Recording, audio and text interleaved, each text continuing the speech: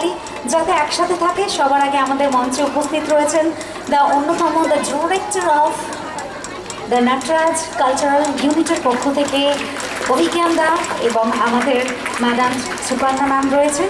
So এবং ওনার হাতে মোমেন্টও তুলে দেবেন।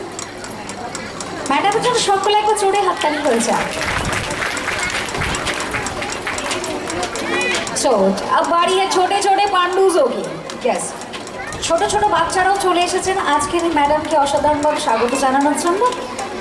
সো না না, সামনেটা একটু ফাঁকা রাখবে যাতে ফটোটাতে ভালো ওঠে। হ্যাঁ, প্রত্যেকের ফটো কিন্তু ভালো ওঠা দরকার, প্রত্যেকের ফটো ভালো ওঠা দরকার।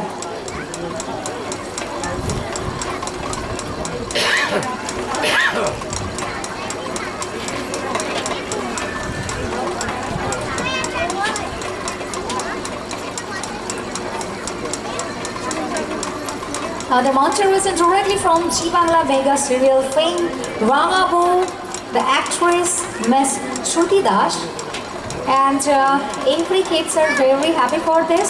कि उन्हीं আমাদের সকলকে এতটা সম্মানিত করেছেন, আমাদের প্রতি এই যে ভালোবাসাটা উনি রেখেছেন তার জন্য অসংখ্য ধন্যবাদ।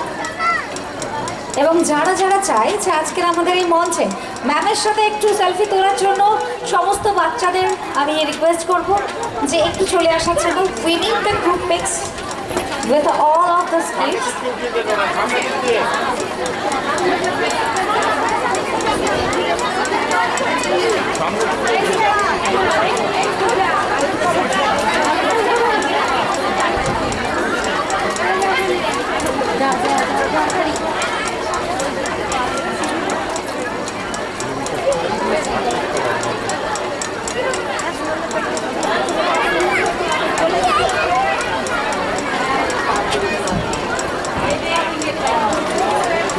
অডিটোরিয়ামের হাফ লোক এখন শ্রুতির সামনে, মানে এরকম এরকম ফটো সেশন বোধহয় শ্রুতির খুব শ্রুতি ম্যামের স্মরণকালের মধ্যে নেই। একদম একদম Yes. খুব একটা সুন্দর ব্যাপার, মানে সবাই যেন ফ্রেমে থাকে সেটা একটু দেখতে হবে। নাটরাজ কালচারাল ইউনিটের একটা সুন্দর মুহূর্ত, সুন্দর একটা মোমেন্ট। আমাদের মাঝে শ্রুতি আছেন এবং সেই সঙ্গে আমাদের ছোট্ট ছোট্ট বাচ্চারা, আমাদের একটু যারা বড় তারা সকলে রয়েছে। আমি বুঝতে পারছি মা বাবাদের একটু ইচ্ছে করছে, কিন্তু সেই ইচ্ছেটা এক্ষুনি আমরা খুব একটা অ্যালাউ করতে পারছি না, কারণ আমাদের এখনো অনেকগুলো কোরিওগ্রাফি রয়েছে।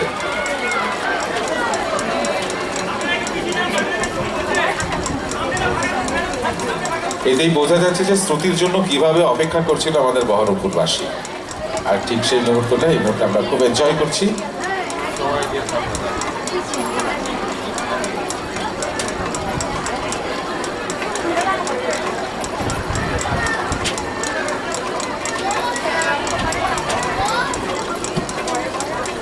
যে যার বাচ্চাকে একটুখানি উঁচু করে দিতে চাইছে, যে যার বাচ্চাকে বলছে একটু উঁচু হয়ে দাঁড়া, সব মিলিয়ে একটা সুন্দর ফ্রেম। আর সেই ফ্রেমটা আমরা সকলেই চাইছি একটু রেখে দিতে।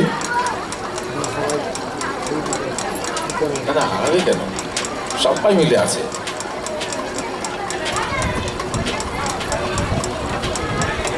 সবাই কিন্তু আস্তে আস্তে নিচে নামবে, প্রত্যেকে আস্তে আস্তে, কারণ পরবর্তী কিন্তু আমাদের এখন পর্যন্ত ডান্স পারফরমেন্স কিন্তু বাকি রয়েছে।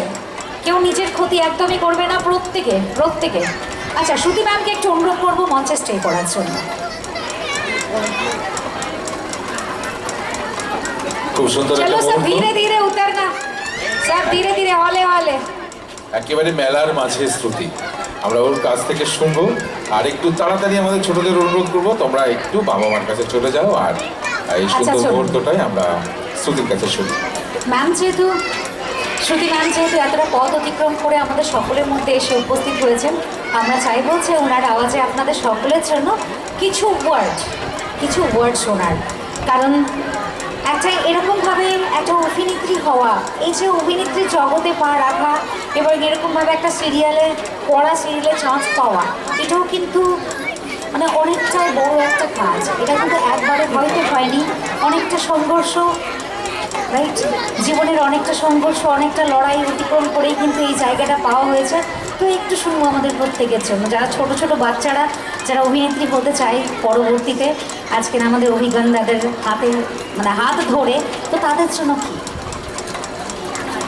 প্রথমে সবাইকে জানাই শুভ সন্ধ্যা, শুভ নববর্ষ।